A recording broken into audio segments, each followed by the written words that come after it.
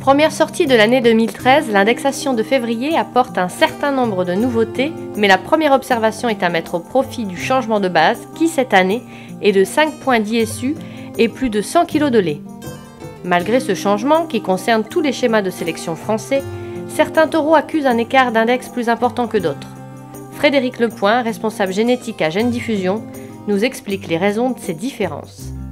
Donc effectivement, des mouvements d'index, des variations, des chutes d'index, il y en a aujourd'hui, il y en avait hier et il y en aura toujours. On travaille avec de la matière vivante. L'index, c'est l'estimation du potentiel génétique d'un animal. Donc dans la définition, il y a bien le mot estimation. Donc forcément, c'est pas un chiffre précis, c'est soumis à évolution. Donc faut juste rappeler aux gens que avec les changements de base annuels, c'est tous les ans 5 points d'ISU qui sont perdus juste par l'estimation du progrès génétique qui est retiré chaque année. Et ensuite, il y a l'effet massif de l'arrivée des filles qui peut faire varier l'indexation d'un taureau, soit en positif, soit en négatif. Dans le passé, un taureau avait à sa première indexation entre 50 et 100 filles. Aujourd'hui, avec les taureaux génomiques qui sont lourdement, enfin beaucoup plus lourdement employés en tout cas que dans le passé, c'est plusieurs centaines, voire plusieurs milliers de filles dès la première année. Donc forcément, ça a un impact sur l'indexation du taureau. Pouvez-vous citer l'exemple d'un taureau Gène Diffusion qui a connu une variation d'index significative ?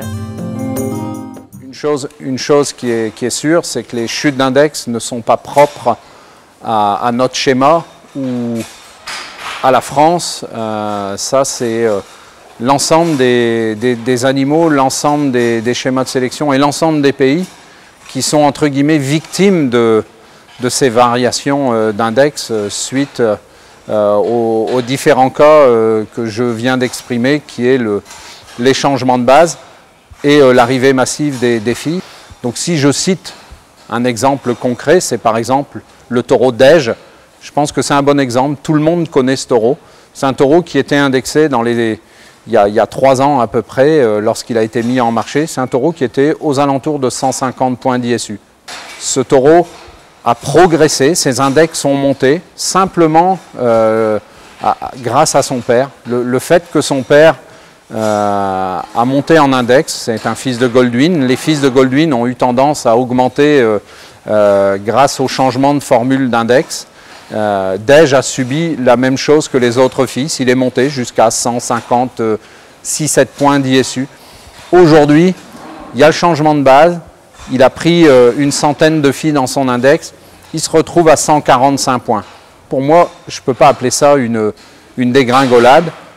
Il a baissé, effectivement. Si on regarde bêtement l'index ISU et qu'on prend l'ISU de l'année dernière et qu'on soustrait avec l'ISU de cette année, effectivement, certains pourront dire le taureau a perdu 11 points d'ISU. Pour moi, ce n'est pas tout à fait vrai. Si vous prenez en compte le changement de base, vous pouvez déjà en enlever 5 points qui est juste dû au changement. Donc ça ne fait plus que 6 points. Et puis si vous prenez en compte l'arrivée massive de ces filles, c'est tout à fait, j'allais dire, logique. C'est un taureau qui a juste perdu un peu plus de 300 kg de lait, ce qui n'est pas aberrant quand un taureau prend un nombre massif de filles. Le poste pour lequel on a employé massivement ce taureau et sur lequel on a communiqué massivement, c'est l'index fertilité. Il faisait partie des meilleurs taureaux de notre catalogue l'an dernier. Aujourd'hui, le taureau a progressé sur l'index fertilité. Donc pour moi aujourd'hui, les éleveurs n'ont pas été, j'allais dire, lésés par ce taureau-là. C'est juste un effet naturel que le taureau a perdu quelques points. Quels conseils pouvez-vous donner aux éleveurs dans leur futur choix génétique ? Après maintenant, si je devais donner un conseil à un éleveur qui n'est pas sélectionneur, entre guillemets, dont son activité n'est pas de faire du commerce de génétique, mais bien d'avoir une rentabilité maximum avec son troupeau laitier, le conseil que je pourrais donner à cet éleveur, c'est peut-être d'utiliser tout ou partie de son troupeau avec des taureaux confirmés sur descendance. Ou alors, il y a aussi l'autre solution, c'est peut-être à mon avis la plus sage, c'est faire 50% de son troupeau avec des taureaux génomiques.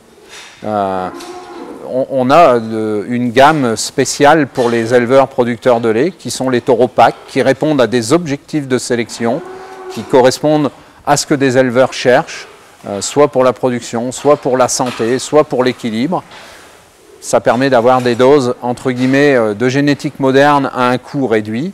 Et puis l'autre partie du troupeau, les 50 autres %, accouplés avec des taureaux testés sur descendance, qui ont une fiabilité maximum.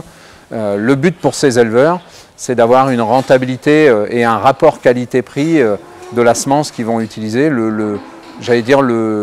avec le maximum de sécurité. Contrairement aux éleveurs qui sont prêts à prendre du risque, qui sont des spéculateurs pour essayer de gagner beaucoup d'argent. Gène Diffusion, nous innovons, l'élevage progresse.